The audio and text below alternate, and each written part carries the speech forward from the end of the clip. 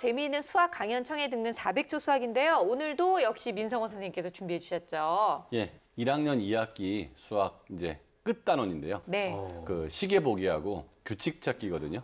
요거 아이들이 좀 힘들어해요. 드디어 시계가 나왔군요. 예, 네. 요거 해결할 수 있는 방법 확실하게 보여드리겠습니다. 네. 야, 저도 그 시계 얘기 나오니까 어렸을 때 이 시계 배우던 기억이 나요. 몇 시 몇 분이니 이거 뭐 하는데 너무 어려워가지고 막 남아서까지 막 공부하고 하는데도 이해가 잘 안 돼요. 네. 정말 이 시계를 그 누구보다도 빡시게 배웠던 기억이 나네요. 네. 제가 가장 처음 접한 시계가 빡시계입니다. 아, 네. 그걸로 끝났어요. 우리 집에는 시계가 몇 개는 날아가서 깨졌어요. 잘 못 알아듣는다고. 저도 사실 시계 읽는 거 굉장히 어려웠었는데, 아, 이게 1학년 2학기 때 등장을 하는군요. 자, 어머님들께서도 그 지도권 많이 궁금하실 텐데요. 지금부터 400조 수학에서 확인해 보겠습니다.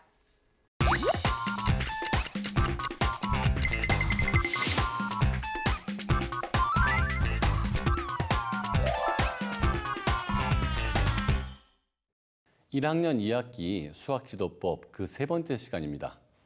5단원부터 살펴볼 텐데요. 여기서는 시계 보기가 등장합니다. 늘 보아왔던 시계지만 교과서에서 접하는 시계를 보고 생소함을 느끼는 아이들이 많은데요. 하지만 1학년 과정에서는 몇 시와 몇 시 30분까지만 학습하게 되니까 지도할 때 너무 큰 부담을 갖지 않으셔도 됩니다. 시계 또한 실물시계, 즉 모형시계를 활용하는 방법이 가장 좋은데요. 시침과 분침은 한쪽으로만 돌고 반대쪽으로는 절대 돌지 않는다는 것을 시계를 직접 돌려가면서 가르쳐 주신 후에 다양한 예를 들어 시각을 직접 만들어 보는 활동을 하면 됩니다. 아이와 함께 5시, 7시, 9시 등 다양한 시각을 만들어 보면서 분침을 돌리는 상황에서 자연스럽게 같은 방향으로 시침이 함께 움직이는 것을 보여줄 수 있고요. 시를 나타낼 때의 분침은 항상 숫자 12를 가리키게 된다는 것 또한 보여줄 수 있겠죠. 그 안에서 분침이 한 바퀴를 돌 때 시침은 1시간씩, 즉 숫자 한 칸씩 흘러간다는 것도 깨닫게 될 수 있습니다. 1시간에 딱 반인 30분은 그래서 반 바퀴만 돌아 숫자와 숫자 한가운데에 있다는 것도 아이들은 직접 시간을 만들어 보면서 깨달을 수 있습니다. 그런 다음에 아빠는 몇 시만 되면 주무시지? 학교 갔다 오면 몇 시가 되지? 와 같은 질문을 만들어 보기를 통해서 개념을 더욱 잘 다져주면 되겠죠? 시계 보기, 반복 학습과 직접 만들어 보는 것으로 1학년이 알아야 될 개념을 쉽게 가르칠 수 있다는 것 잘 기억해 주시면 좋겠습니다. 이 단원에서는 시계 보기 외에도 규칙 찾기를 학습하게 되는데요. 여기서는 4가지의 규칙만 등장하게 되니까 이것만 잘 이해할 수 있도록 도와주십시오. 첫 번째는 줄무늬 모양처럼 반복되는 규칙입니다. 밖에선 횡단보도에 흰색 선이 반복적으로 그려진 거 보면서 또 건너는 사람들이 오른발, 왼발을 계속 반복적으로 움직인다는 것을 보면서 규칙을 찾을 수 있고요. 집안에서는 접시가 가지런히 놓여 있는 속에서도 규칙을 발견할 수 있습니다. 즉, 일상생활 속 많은 상황을 꺼내서 대화하며 쉽게 이해할 수 있다는 뜻이죠. 1, 2, 3과 같이 수가 하나씩 증가하는 규칙도 배우게 되는데요. 이 규칙은 쌓기나무를 통해 아이가 하나씩 쌓아보면서 도형이 점점 증가하는 것을 직접 확인하는 방법이 가장 빠르고 효과적입니다. 이어 등장하는 대칭 규칙은 종이 오리기 놀이로 아이들에게 쉽게 개념을 이해시킬 수 있습니다. 종이를 반으로 접어서 도형이나 자동차 같은 그림을 그린 후 펼쳐 보여주며 접힌 선을 중심으로 도형의 양옆 모양이 똑같다는 걸 쉽게 이해시킬 수 있겠죠. 마지막으로 회전규칙입니다. 회전규칙 또한 도형으로 간단하게 지도할 수 있는데요. 삼각형 모양의 소품을 준비한 후에 다양한 각도로 회전시켜 보는 겁니다.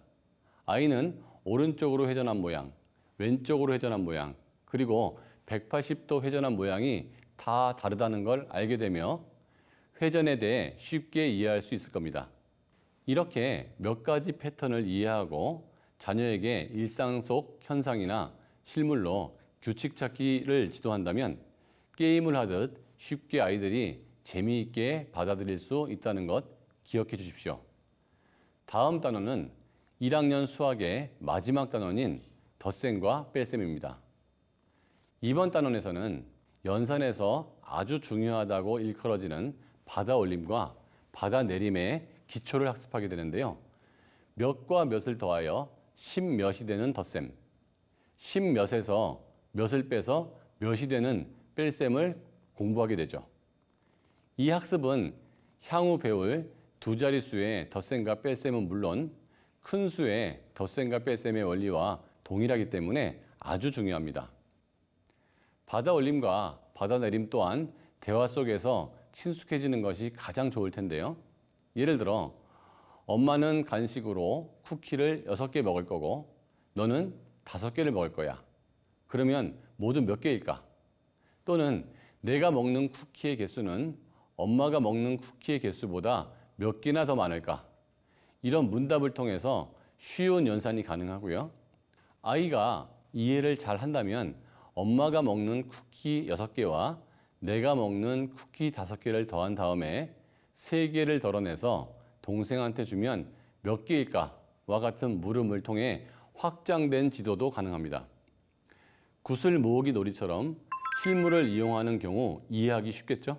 예를 들어 12개의 구슬을 놓고 엄마가 4개를 가져갈 텐데 아이는 몇 개를 가져갈 수 있는지 물은 후에 직접 가져가 본다거나 12개의 구슬에서 3개를 뺀 후 남은 개수를 센다거나 하는 활동이 좋습니다.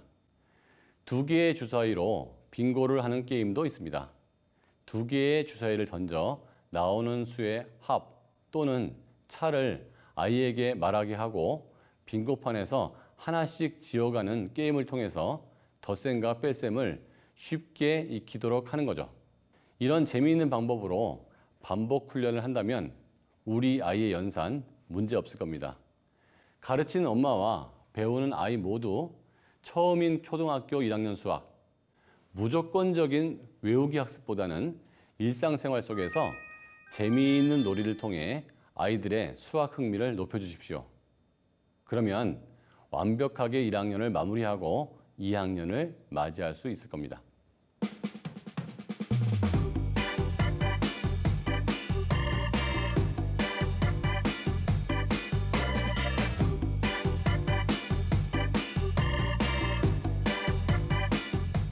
네, 1학년 2학기 수학 교과서 내용도 한번 정리를 해봤고 엄마들에게 어떻게 하면 잘 가르칠 수 있는지 지도법도 가르쳐 드렸는데요.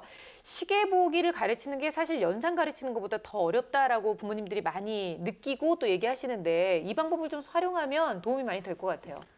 사실 그 시계 보는 거 굉장히 어렵습니다. 어렵죠. 예, 맞아요. 좀 도움이 되겠는데 사실 이때 제대로 안 배우면 저처럼 성인이 돼서도 시계 볼 때 굉장히 부담스러워요. 지금도.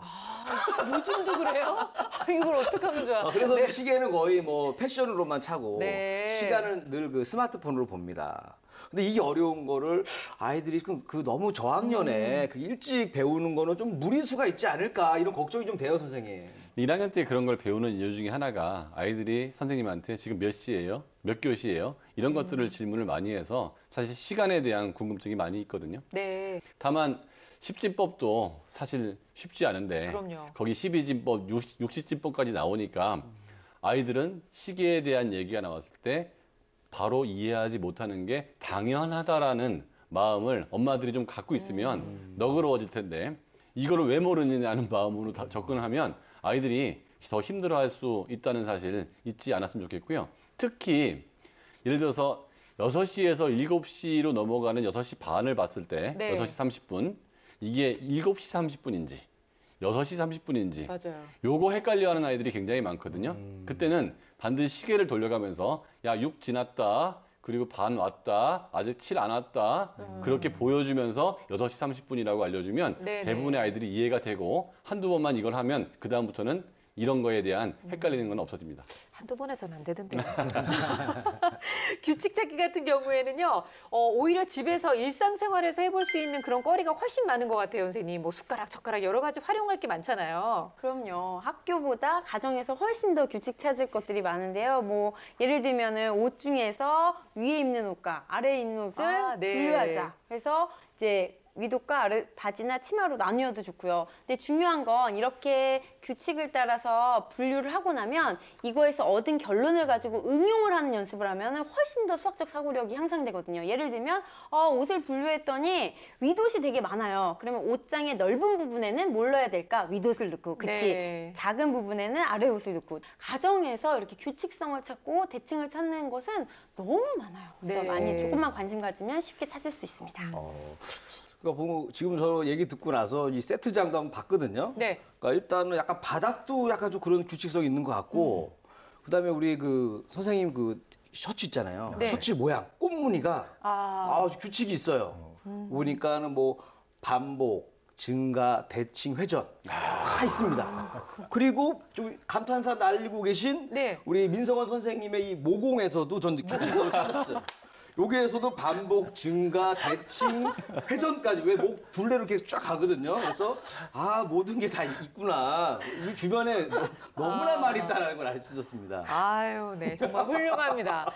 자, 2단원, 4단원에 이어서 6단원에서도 덧셈과 뺄셈이 등장을 하는데 받아 올림과 받아 내림, 아이들이 진짜 어려워하는 부분인데 여기서 이제 등장을 하는군요. 맞습니다. 1학년 학생들이 덧셈과 뺄셈을 단순하게 하다가 받아 올림과 받아 내림이 나오게 되면 그때부터 좀 어려움을 느끼게 맞아요. 되는데 네. 받아 올림은 그래도 어느 정도 하게 되는데 받아 내림을 하면서 상당히 어려움을 느끼게 돼요. 이때 해체라고 하는 개념을 좀 이해하는 것이 중요한데, 예를 들어서 13 빼기 5라고 하는 것을 이해할 때 신묶음 하나와 낱개 3개로 13을 이해하기 쉬운데, 13이라고 하는 숫자를 다 낱개로 생각을 해서 5를 빼는 연습을 하는 것이 중요합니다.